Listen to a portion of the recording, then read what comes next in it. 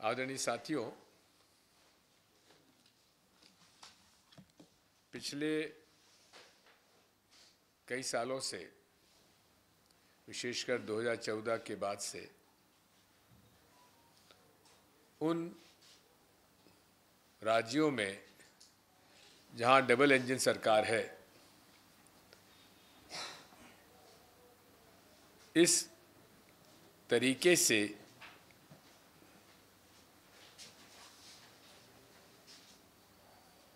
निर्दोष लोगों के खिलाफ झूठे मुकदमे बनाए जा रहे हैं, दोषी व्यक्तियों को छोड़ा जा रहा है और उन राज्यों में पूरे तरीके से अल्पसंख्यक वर्गों को प्रताड़ित किया जा रहा है।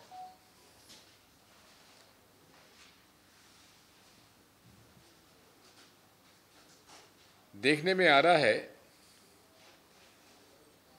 दोषियों को छोड़ा जा रहा है और रिपोर्ट करने वालों को जेल भेजा जा रहा है। मध्य प्रदेश में भी ऐसी कई घटनाएं हैं जिसमें कि इस प्रकार के अनेक उदाहरण सामने आए हैं, लेकिन सितंबर 2024 में जिस प्रकार से दो घटनाएं हुई, रतलाम और बक्सी जिला शाजापुर में,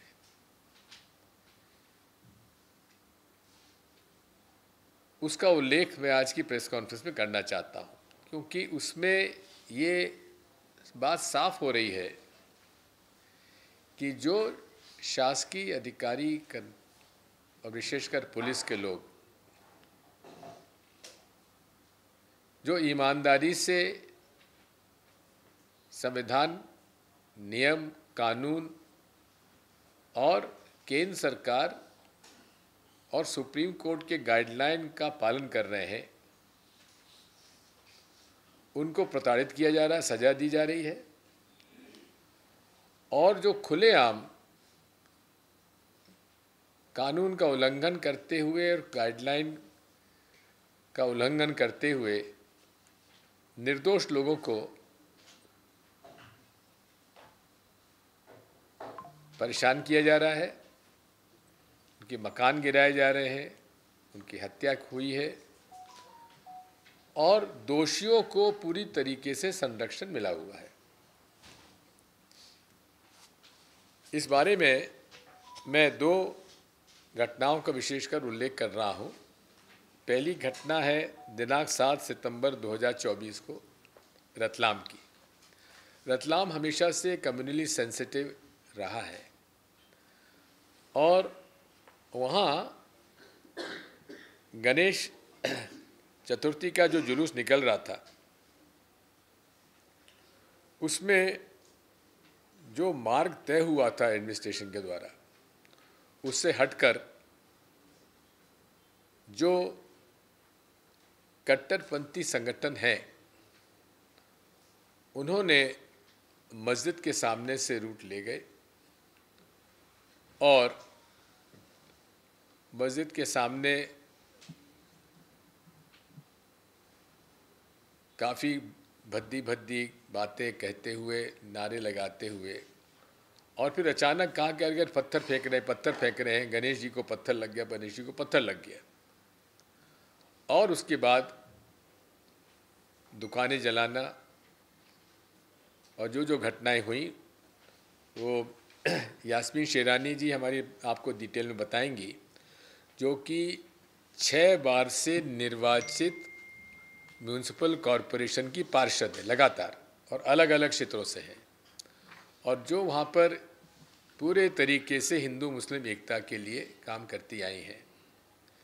यहाँ तक कि इसी काम में इनको गोली भी लग गई थी एक बार, जो गले में गोली लगी, उससे इन्होंने मुकाबला किया और आज भी वो पूरी हिम्मत के साथ इन ताकतों से लड़ नहीं रही हैं, इनको समझाने का प्रयास कर रही हैं।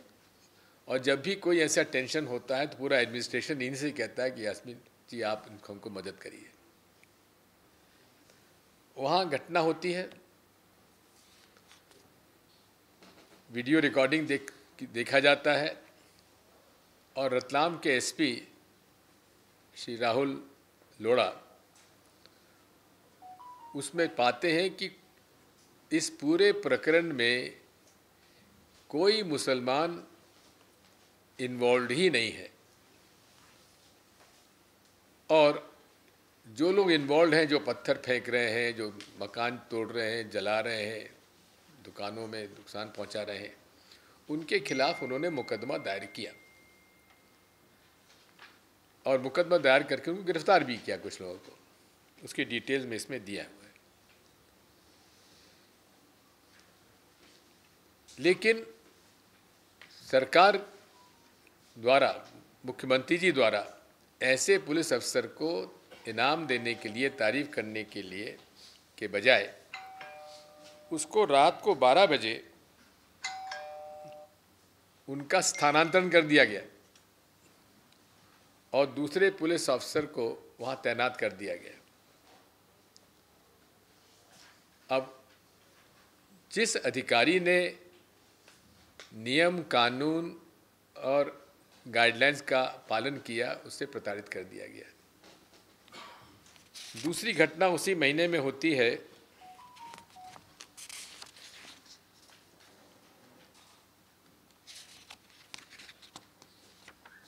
सितंबर में,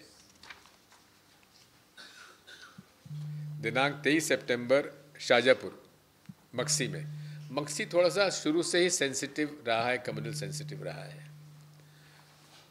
वहाँ समीर नामक एक व्यक्ति जो कि भाजपा में है, उसने अनीस को फ़ोन करके कहा कि तुम यहाँ आ जाओ, भाजपा ज्वाइन करनी है और नहीं करोगे तुमको नुकसान होगा, गोली खानी पड़ेगी। तो वो वहाँ जाके बातचीत की और उस पर उनका थोड़ा सा झगड़ा हो गया। झगड़ा हो गया तो दोनों थाने में गए। पीछे से कुछ लोगों ने बंदूक को फायरिंग भी की। अब जो कंप्लेनेंट था अनीस, उसको टीआई साहब ने गिरफ्तार कर लिया और दूसरे पक्ष को छोड़ दिया। 24 तारीख को डेलीगेशन शाजापुर गया एसपी साहब से मिलने। एसपी साहब नहीं मिले, एडिशनल एसपी से मिल के आ गए। 25 तारीख को वे सब लोग वहीं पर ही थे, शहर में ही थे, और उसमें दो लोगों में विवाद हुआ, थोड़ा झगड़ा हुआ, पत्थरबाजी हुई और उन कट्टरपंथी संगठनों की ओर से फायरिंग हुई, जिसमें अमजद नाम का लड़का मारा गया, जिसका कोई लेना देना इससे केस से नहीं था। उसकी विधवा पत्नी यहाँ मौजूद है, उसकी माँ मौजूद है, और जो अमजद की पत्नी के चाचा आसिफ, ये आपको पूरा विस्तार से बताएंगे। यहाँ ये बताना और भी आवश्यक है कि उस फायरिंग में एक जुनैद नाम के लड़के को भी गोली लगी, आज भी वो कोमा में है। और इसी प्रकार की घटना में इसी शहर में 2010 में जुनैद के बड़े भाई शाकिब की मौत हुई थी।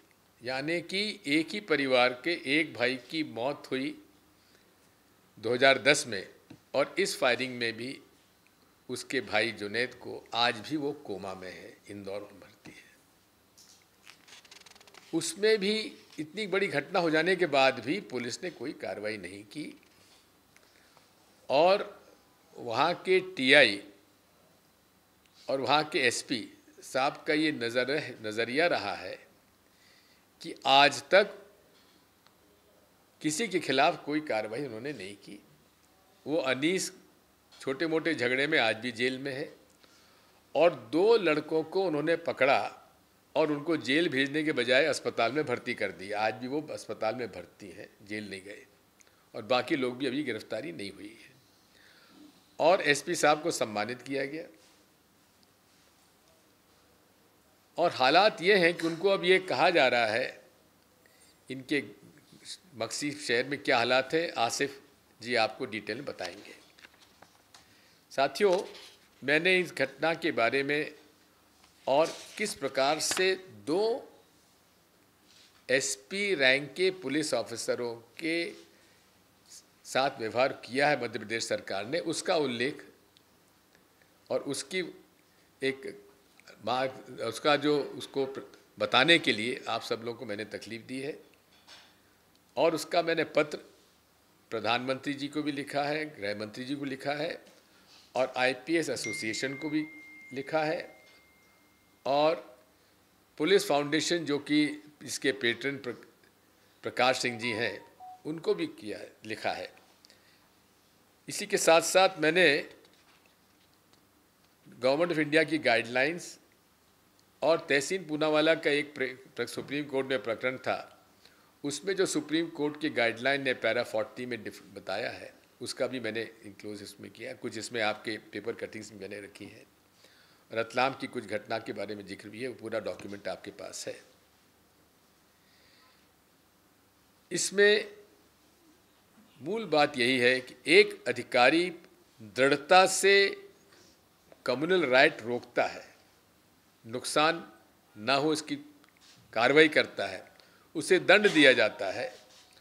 और जो ऐसे सांप्रदायिक तनाव पैदा करने वालों को प्रोत्साहित करता है, उस पर कोई कार्रवाई नहीं होती है। ये मूल रूप से गैर संवैधानिक तरीका है इस डबल इंजन सरकार का।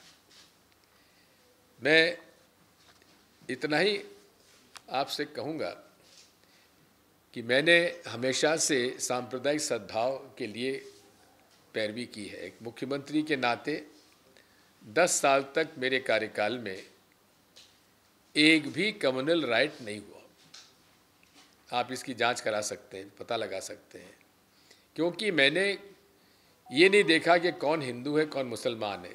जिसने गलत काम किया उसके खिलाफ सख्ती से कार्रवाई की, और एक भी 10 साल में कोई सांप्रदायिक दंगा नहीं हुआ। सांप्रदायिक तनाव कई बार हुए, छोटी मोटी घटना हुई, लेकिन जिस प्रकार की घटनाएं आज हो रही हैं उस नहीं हुई थी। मैं ये भी कहना चाहता हूं कि पंडित द्वारका प्रसाद मिश्र हमारे मध्य प्रदेश के मुख्यमंत्री रहे और काफ़ी फ्रीडम फाइटर तो रहे ही। वो हमेशा कहते थे, उनकी बड़ी कृपा मुझ पर रही, कि दिग्विजय, मुख्यमंत्री जब चाहेगा तभी दंगे होंगे, जब मुख्यमंत्री नहीं चाहेगा तो कोई दंगा नहीं होगा। क्योंकि मैसेज जो मुख्यमंत्री अपने प्रशासन को देता है उसी के आधार पर प्रशासन काम करता है। ऐसे मामलों में इन डबल इंजन सरकार के किसी भी प्रांत में चले जाइए, एक नज़रिया है, जुलूस निकल रहा है, पत्थर फेंका, किसने फेंका, नहीं फेंका, दंगा हुआ, एक वर्ग के लोगों को प्रताड़ित किया गया और उनको परेशान किया गया, उनको नुकसान पहुंचाया गया। मैं अब यास्मीन से कहूँगा कि वो रतलाम की घटना के बारे में थोड़ा सा आपको ब्रीफ करेंगे। हाथ में ले लो, इसको हाथ में ले लो, आप ऐसा माइक है तुम्हारा। आदरणीय, आज हमारे पूर्व मुख्यमंत्री राज्यसभा सांसद माननीय दिग्विजय सिंह साहब ने जो आज प्रेस कॉन्फ्रेंस रखी, न्याय की आवाज उठाना एक बहुत बड़ी बात है। और जो एक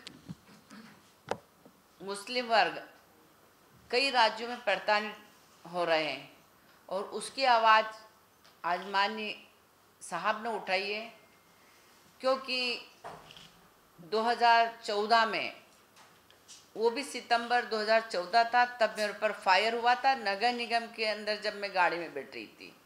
मैंने कभी किसी से पक्षपात नहीं किया। आज भी मेरे दरवाजे खुले रहते हैं और 6 बार से चुनाव जीतना मामूली बात नहीं है। पर जब 7 सितंबर 2024 को गणेश प्रतिमा को बहुमूल मुस्लिम क्षेत्र से निकाला जा रहा था, जबकि वहाँ से कभी जुलूस या मूर्ति का निकालना नहीं होता, पर यह सोची समझी साजिश थी और वहाँ से गणेश जी की मूर्ति को लेकर गए। मूर्ति को बीच में रोक दिया, मस्जिद के सामने जोर जोर से चिल्लाने लगे कि प्रतिमा को खंडित किया। जब वहाँ एसपी खुद राहुल कुमार लोढ़ा जी पहुँचे, उन्होंने एक स्थान बताया कि यहाँ मूर्ति को पत्थर लगा। उस स्थान को चेक किया, सीसी कैमरे चेक किए, वहाँ कोई सबूत नहीं मिला। फिर उन्हीं लोगों ने हौला करके दूसरी जगह बताया, वहाँ भी सबूत नहीं मिले। तीसरी जगह बताए, वहाँ भी नहीं मिले। जब पुलिस ने कहा कि कोई दोषी नहीं है, कि इस तरह की कोई घटना नहीं हुई है, फिर ये कुछ लोग जो हिंदू तत्व के या जो कट्टरपंथी जाके थाना स्टेशन रोड का घेराव किया, खूब बाबर की औलादों को बाहर निकालो ऐसे करके खूब गालियाँ दी, खूब शोरगुल किया। पास में एक मस्जिद मोचियान, उसमें गए, पत्थर फेंके। उसके बाद जब वो वापस मोचीपुरा क्षेत्र में आने लगे तो एसपी साहब राहुल कुमार लोढ़ा ने उसको रोका और उन्होंने बल के साथ उस दंगे को वहीं शांत किया, रतलाम की शांति स्थापित की और उनका बहुत सहयोग रहा कि रतलाम शहर में शांति रही। और मैंने भी, मेरे जो भाई हैं उनसे आह्वान किया कि अपने घरों में रहो, मस्जिदों में रहो, ताला लगा लो, इनको इनकी निकलने दीजिए, इनको जो भी करना है करने दीजिए।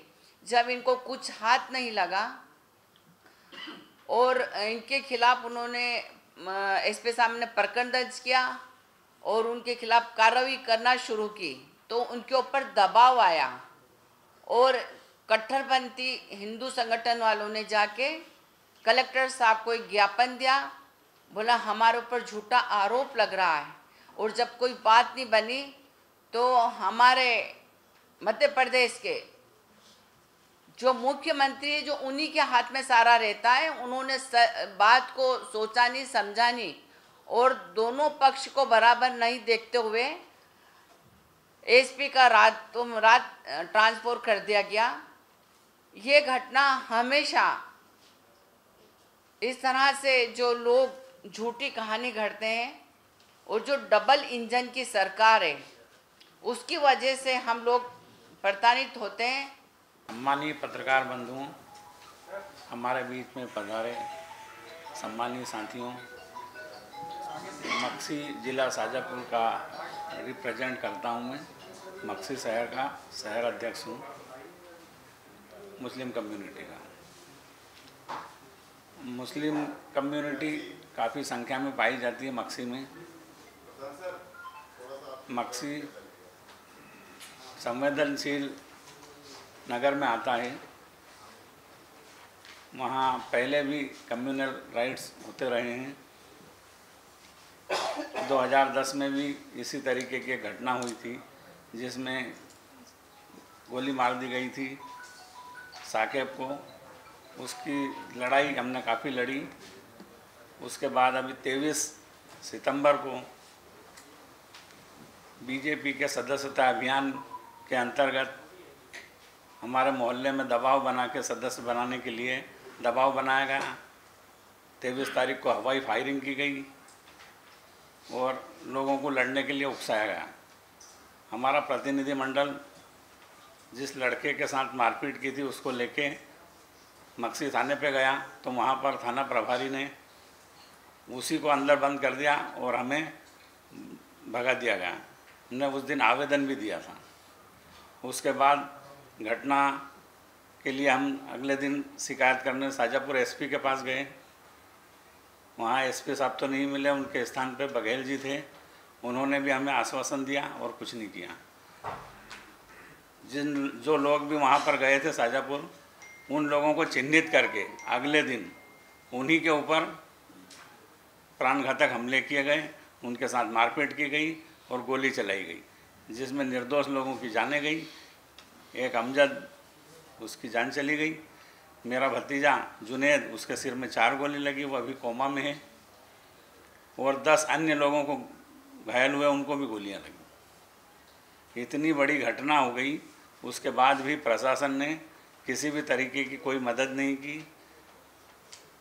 प्रशासन, नगरपालिका अध्यक्ष प्रतिनिधि और नगरपालिका अध्यक्ष पति उनके दबाव में काम कर रहा है। उन्हीं लोगों ने गोली मारी और उन्हीं को बचाने के पूरे प्रयास किए जा रहे हैं। बोलेगी बच्ची बोलेगी। इस घटना में एसपी और थाना प्रभारी की भूमिका चिंतनीय है और उन्हीं की लापरवाही की वजह से ये घटना अंजाम हुई। ये पूरा रैकेट चल रहा है जिसमें जनप्रतिनिधि और थाना प्रभारी की भूमिका संदिग्ध रहती है और वसूली अभियान चलता रहता है इन लोगों को। ये सब उसी के परिणाम हैं। परिवार को देखने वाला कोई नहीं है, कोई मदद नहीं की, किसी प्रकार का सहयोग नहीं मिला प्रशासन की तरफ से, जबकि प्रशासन ने वादा किया था। आप समझ सकते हैं कि इनका अब क्या होगा। मैं अब आमंत्रित करता हूं हमारे बीच में फवाद शाहीन साहब का, जो कि association for protection of civil rights, जो कि दिल्ली में काफ़ी एक्टिव हैं और ऐसे सारे सिविल राइट्स केसेस में वे आपसे परिचित ही हैं। और इस पूरे घटना को हम लोगों ने जो उनको बताया, तो वे कुछ आपसे कहना चाहते हैं। देखिए, हमारे लिए बहुत अफसोस की, बहुत दुख की बात यह है कि जिस तरह का ये माइनॉरिटीज़ के ख़िलाफ़, ख़ास करके मुसलमानों के ख़िलाफ़ जो एक तरफ़ा नफ़रती एजेंडा है मध्य प्रदेश सरकार का, उसके पीड़ितों की और उसके इंसिडेंट्स की फहरिस्त इतनी लंबी है कि वो किसी एक पीसी में हम आपके सामने नहीं रख सकते। लेकिन बहरहाल पिछले कुछ साल के मामलात को देखते हुए कुछ बड़े पहलू हैं इसके जो निकल के आते हैं। सबसे पहला तो ये कि मध्य प्रदेश में नफरती बयान और भाषण, अनचेक्ड हेट स्पीच बिना किसी अकाउंटेबिलिटी के हो रही है सालों से। और इसमें सिर्फ जो कुछ माननीय मंत्री या राजनेता हैं, मैं उनकी बात नहीं कर रहा, कई प्रकार के संगठन, कई प्रकार के पॉलिटिकल स्टार्टअप हैं जिनको अपना करियर चमकाने के लिए सबसे आसान तरीका ये मिल गया है कि मुसलमानों के खिलाफ आप कोई नफरती बयान दे दें, कोई कैंपेन चला दें। अभी कुछ पिछले ही हफ्ते भोपाल में मुस्लिम दुकानदारों का बॉयकॉट करने का एक कैंपेन चला रहा है कोई संगठन। इस तरह के अलग अलग डिस्ट्रिक्ट्स में इस तरह के कैंपेन चल रहे हैं जो कि समाज में नफरत का जहर बोने का काम कर रहे हैं। और इसी का डायरेक्ट नतीजा है कि टारगेटेड तरीके से और ऑर्गेनाइज तरीके से मुस्लिम मेजॉरिटी एरियाज में कम्युनल वायलेंस को भड़काने की मुस्तकिल एक कैंपेन चल रहा है, एक कोशिश चल रही है जिसमें साफ तौर पे ये दिखता है, एक पैटर्न सा बन गया है जहां कोई प्रोसेशन निकलता है, मुस्लिम मेजॉरिटी एरिया के पास से गुजरता है, वहां पे इंजीनियर किया जाता है एक झगड़े को, और उसके बाद उसमें कोई प्रॉपर कार्रवाई होने के बजाय जो वहां के असर रखने वाले मुसलमान नेता होते हैं या सामाजिक लोग होते हैं, सामाजिक एक्टिविस्ट होते हैं, उनको टारगेट किया जाता है, उनके ऊपर बेवजह के मुकदमे लगाए जाते हैं। जब कोर्ट से बेल मिल जाती है तब भी नेशनल सिक्योरिटी एक्ट जैसे कानून में उनको अंदर रखा जाता है और डिमोलिशन के जरिए से, ये इलीगल डिमोलिशन के जरिए से डर का माहौल क्रिएट किया जाता है। और यहाँ पे बहुत ज़रूरी है इस बात को हाईलाइट करना कि सुप्रीम कोर्ट के स्पष्ट गाइडलाइंस हैं हेट स्पीच को लेकर के भी। Shaheen Abdullah versus Union of India 2023 में गाइडलाइंस दिए हैं कि हेट स्पीच के सारे इंसिडेंट्स पे चीफ सेक्रेटरी और होम सेक्रेटरी को ध्यान रखना है कि प्रॉपर एफआईआर हो, जो कि क्लियरली नहीं हो रही है। और दूसरा जो कि इस चिट्ठी में हाईलाइट किया गया है, Tehseen Poonawalla versus Union of India Supreme Court का लैंडमार्क जजमेंट है। इस तरह के सारे इंसिडेंट्स को रोकने के लिए, प्रिवेंट करने के लिए स्टेट को कुछ गाइडलाइंस दिए गए हैं। हर डिस्ट्रिक्ट में एक नोडल ऑफिसर का होना, और बिल्कुल सही सवाल चिट्ठी में पूछा गया है कि क्या मध्य प्रदेश में इस तरह का नोडल ऑफिसर हर डिस्ट्रिक्ट में मौजूद है? क्या वो नोडल ऑफिसर गाइडलाइन के हिसाब से हर महीने लोकल इंटेलिजेंस की मीटिंग लेता है और रिव्यू करता है सिचुएशन का? क्या चीफ होम सेक्रेटरी या डीजीपी क्वार्टरली ऐसे सारे नोडल ऑफिसर्स की रिव्यू मीटिंग लेते हैं? अगर लेते हैं तो उनके क्या उन मीटिंग्स का क्या नतीजा निकला, ये इंसिडेंट्स क्यों हो रहे हैं? हमें ये पता है बदकिस्मती से कि सुप्रीम कोर्ट के गाइडलाइंस का पालन तो बहुत दूर की बात है, पुलिस की तरफ से कानून को वायलेट करने, कानून का गलत इस्तेमाल और अपनी ताकत का गलत इस्तेमाल हम मुस्तकिल देखते हैं। और मैं ज्यादा वक्त नहीं लूंगा आपका, मैं सिर्फ 2 इंसिडेंट्स आपके सामने रखूंगा जो क्लियर कर देंगे इस पूरे पैटर्न को, जो बिल्कुल अभी के इंसिडेंट्स हैं। एक इंसिडेंट तो अभी छतरपुर में अगस्त में 21 अगस्त को एक प्रोटेस्ट निकला। प्रोटेस्ट के एंड में इसी तरह का एक कॉन्फ्लिक्ट इंजीनियर किया गया। उसके बाद फौरन पुलिस ने जो कंप्लेंट थी लोगों की उस पर एक्ट करने के बजाय फौरन से वहाँ के लोकल जो लीडर थे, जो नामवर लोग थे मुस्लिम कम्युनिटी के, हाजी शहजाद अली और दीगर लोग, उन लोगों को 150 से ज़्यादा लोगों को डिटेन किया। जो उनमें से सबसे रसूख वाले, सबसे इन्फ्लुएंशियल लोग थे, उनके घर को डिमोलिश किया। एक वकील जिन्होंने मेमोरेंडम लिखा था, मेमोरेंडम लिखने के जुर्म में उनके ऊपर केस दर्ज करके गिरफ्तार किया। और ना सिर्फ डिमोलिशन किया बल्कि सारे कानून के मर्यादा को बिल्कुल भंग करते हुए कुछ लोगों को, 20 के करीब लोगों को गिरफ्तार करके छतरपुर शहर में कोतवाली से चौक तक 5:30 से 5:30 बजे के बीच में परेड किया और उनसे नारे लगवाए कि पुलिस हमारी बाप है। इस तरह का ह्यूमिलिएशन, इस तरह का परेडिंग कौन सा सीआरपीसी, कौन सा नागरिक सुरक्षा संहिता है जिसमें इसकी इजाजत दी गई है? और क्या यही लीगल रिफॉर्म है जो माननीय गृह मंत्री जी बड़े जोर शोर से लेकर आए थे कि हम हमारी कानून से कॉलोनियल मेंटालिटी हटा रहे हैं? क्या यही लीगल रिफॉर्म है हम लेकर आए हैं? और कहां कानून में पुलिस को अथॉरिटी दी गई है इस तरह से परेडिंग कराने की? बदकिस्मती की बात यह है कि ये परेडिंग का कल्चर मध्य प्रदेश में बहुत ज्यादा है और इसके ऊपर जरूर सुप्रीम कोर्ट को और अथॉरिटीज को संज्ञान लेना चाहिए। इसी के साथ ज्यादा वक्त लिए बना एक और इंसिडेंट जो जौरा में हुआ जून में, जहां पे एक इंसिडेंट हुआ, एक मंदिर के पास किसी ने उसकी एक गाय का शव मिला, उस पे पूरी कार्रवाई होने के बजाय, एक जांच होने के बजाय फौरन से 4 लोगों को गिरफ्तार किया। उसी दिन 2 लोगों का घर डिमोलिश किया। 2 दिन बाद 2 लोगों का और घर डिमोलिश कर दिया और उन 4 के ऊपर कोई सबूत नहीं है। कोर्ट से उनको जमानत मिल चुकी है, लेकिन फौरन से नेशनल सिक्योरिटी एक्ट लगा के उनको दोबारा जेल में डाल दिया। और इस इंसिडेंट को मैं खास करके इसलिए कह रहा हूं क्योंकि उसमें एक शख्स, सलमान, जिसके बाप के घर को डिमोलिश किया था, उनके फादर सुप्रीम कोर्ट आए और दीगर पिटिशंस के साथ वो भी एक पिटिशनर थे सुप्रीम कोर्ट के सामने। और उस केस में जो कंप्लीट वायलेशन ऑफ लॉ था, ब्रेकडाउन ऑफ लीगल मशीनरी था, उसकी वजह से सुप्रीम कोर्ट ने पूरे मुल्क में इस तरह के डिमोलिशंस पे एक स्टे लगाया है। तो ये सुप्रीम कोर्ट तक ने संज्ञान लिया है कि किस तरह से प्रशासन की तरफ से एक तरफा और कंप्लीटली गैर कानूनी किस्म के फैसले लिए जा रहे हैं। और ये सिर्फ 2-3 इंसिडेंट्स की बात नहीं है, हम कम से कम पिछले 4-5 से देख रहे हैं, 4-5 साल से देख रहे हैं। मंदसौर में हमने देखा, खरगोन में देखा, सेंधवा में देखा, बिल्कुल एक पैटर्न, एक कम्युनल सिचुएशन को इंजीनियर किया जाता है, उसके बाद असर रखने वाले जो वहाँ के जो मुसलमान हैं, जो एक्टिव हैं, जो कुछ कर सकते हैं, उनको टारगेट करके उनके ऊपर नेशनल सिक्योरिटी एक्ट और दूसरे सख्त कानून में कार्रवाई होती है, उनके घरों को डिमोलिश किया जाता है और उसके बाद इस तरह की परेड जैसी चीज़ें कई जगहों पे कराई जाती हैं। ये पूरी तरह से हमारे लिए शर्मनाक है। कॉन्स्टिट्यूशनल मशीनरी का, लॉ एंड ऑर्डर का ब्रेकडाउन है। और हम, हालांकि हम बहुत इस बात से हम बहुत इनकरेज्ड हैं कि सुप्रीम कोर्ट ने कम से कम डिमोलिशंस का संज्ञान लिया है, लेकिन डिमोलिशंस के अलावा भी पुलिस जो एक्स्ट्रा जुडिशियल अथॉरिटी लेकर के इस तरह की हरकतें कर रही है, उसका संज्ञान लेना भी जरूरी है। और इससे पहले जो डिमोलिशंस हुए हैं उसमें लोगों को जस्टिस मिलना जरूरी है।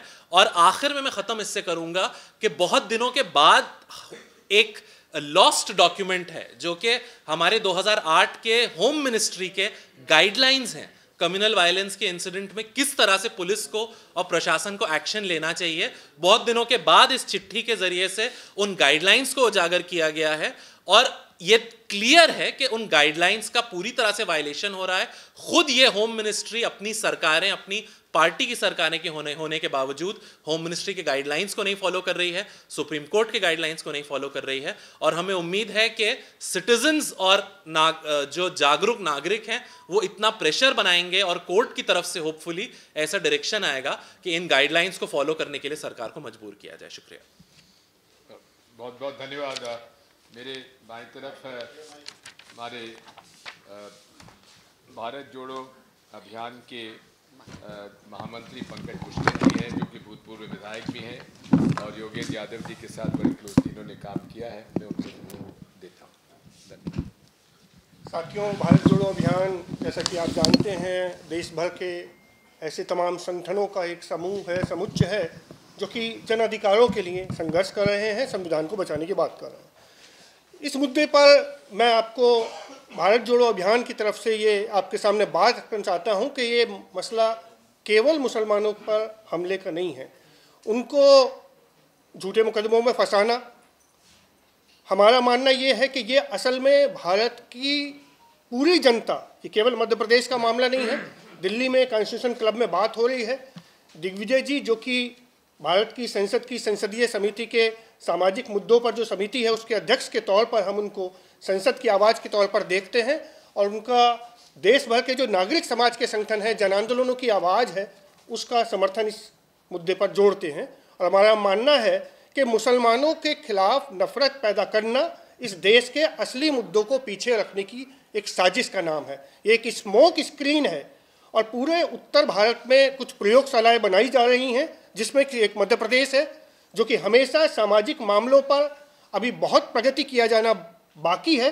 हम दिग्विजय जी को याद करते हैं उनके 2 मुख्यमंत्री के कार्यकाल, जहाँ की एक दलित एजेंडा बनाया गया, पंचायत राज की संस्थाओं को वास्तविक अधिकार दिए गए, आदिवासी मुद्दों पर काम हुए, लेकिन वो सारे सामाजिक विकास के पहलुओं को पीछे रखने के लिए जनता के जुड़े मुद्दों पर अधिकार देने की जो एक रचनात्मक राजनीति है उसको पीछे रखने की एक क्या साजिश हो, क्या एक उसका तरीका हो, उसके लिए पूरी प्रशासन को, पुलिस प्रशासन को जो सेफ्रेनाइज किया गया है उसको एक टूल बनाकर मुसलमानों के खिलाफ एक नफरत की जहनीत एक पैदा की गई है। उसका असली शिकार जो है, हमारा कहना ये है, असली शिकार 90% वो समाज है जो कि बहुसंख्यक रूप से हिंदू समाज है। उन सवर्ण युवाओं के सवाल जिनको कि रोजगार मिलने थे उन पर कोई बात ना हो, वो पिछड़े जिनको एक मुख्यमंत्री तो दे दिया गया लेकिन उनका आरक्षण छीन लिया गया, उस पर बात ना हो। उन दलितों के सवाल जिनके बारे में जो संविधान के प्रावधान थे, विकास की सारी चीज़ें थीं, उन पर बात ना हो।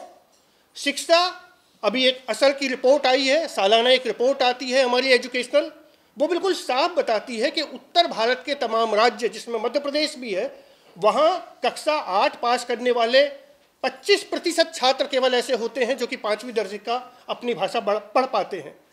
जो शिक्षा के मामले में पूरा पिछड़ापन है, वो पिछले 10 साल ये डबल इंजन की सरकार ने पूरे उत्तर भारत को एक सांस्कृतिक पिछड़ेपन, शैक्षिक पिछड़ेपन के गर्त में धकेल दिया है।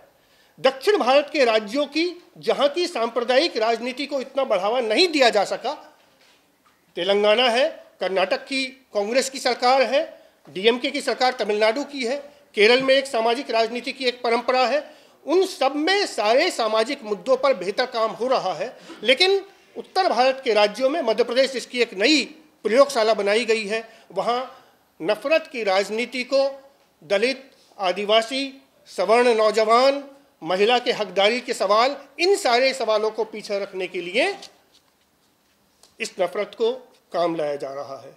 तो हमारा भारत जोड़ो अभियान की तरफ से आग्रह ये है कि इस राजनीति को स्मोक स्क्रीन की तरह जो इस्तेमाल किया जा रहा है, आम लोगों के जो हक हैं, आम लोगों को शिक्षा बेहतर करने के सवाल ये पूछे जाने जरूरी हैं कि मध्य प्रदेश में जो एक डबल इंजन की सरकार है, चुन के दोबारा से आई हुई भाजपा की सरकार है, उसने विश्वविद्यालय कितने खोले हैं?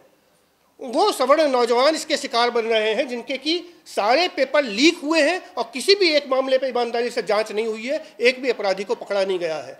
उन स्वास्थ्य की सुविधाओं में क्या बढ़ोतरी हुई है, कितना बजट बेहतर हुआ है, कितनी नई संस्थाएं बनी हैं, ये सारे सवाल सामने ना आए। इसलिए मुसलमान के खिलाफ नफरत पैदा करके जिला प्रशासन को, पुलिस प्रशासन को कम्युनलाइज करके उनको उनके संवैधानिक दायित्व से हटाकर ईमानदार अफसरों को सजा देकर बेईमान अफसरों को माला पहनाकर इस देश में असली तौर पर जो उत्तर भारत, जो कि एक दोआब का क्षेत्र है और जो पूरे उत्तर भारत एक सांस्कृतिक रूप से आज़ादी की लड़ाई की विरासत को आगे बढ़ाने वाले उत्तर भारत के राज्य हैं, मध्य प्रदेश हैं, उसकी पूरी विरासत को नष्ट करने का काम और संविधान की बुनियाद को नष्ट करने का काम हो रहा है।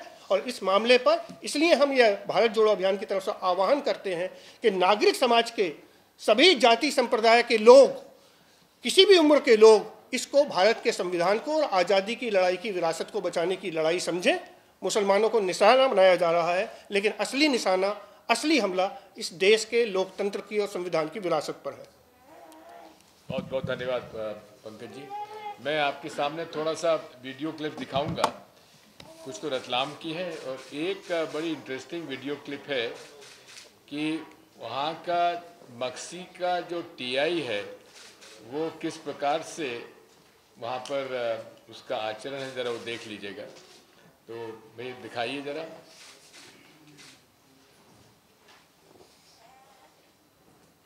पहले रतलाम का दिखा।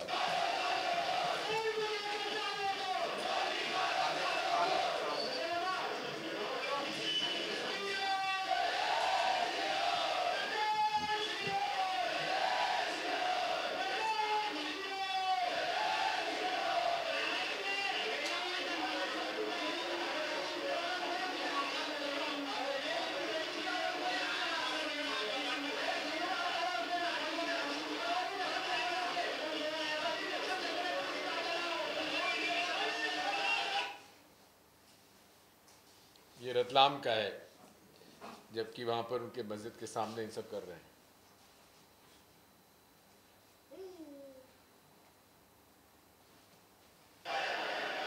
ये रतलाम का ही है। ये उस इलाके से निकाल रहे हैं जहाँ की रूट नहीं था। मोचीपुरा मोहल्ला है जो मुस्लिम डोमिनेटेड इलाका है।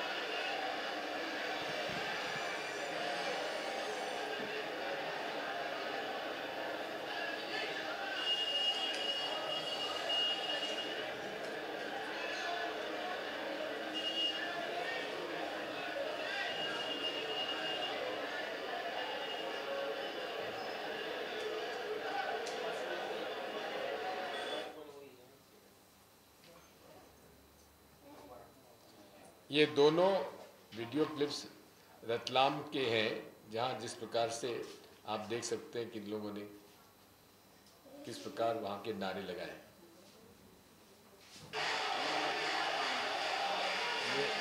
मस्जिद के सामने जाके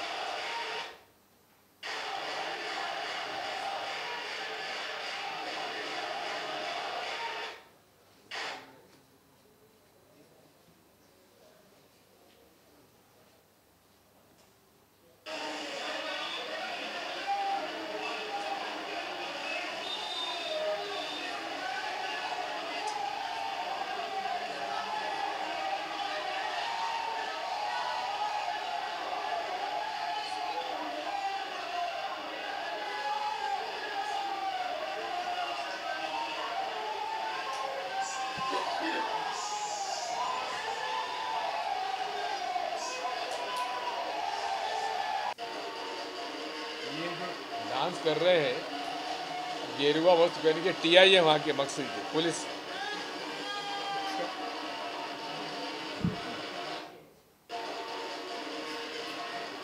ये वर्दी पहनकर जुलूस का संचालन, मतलब कंट्रोल नहीं कर रहे हैं। ये टीआई साहब हैं और दूसरी बार इनको वहाँ पोस्ट किया गया है। और जो पूरे तरीके से आप देख रहे हैं उनका क्या व्यवहार, इनसे क्या उम्मीद की जाए।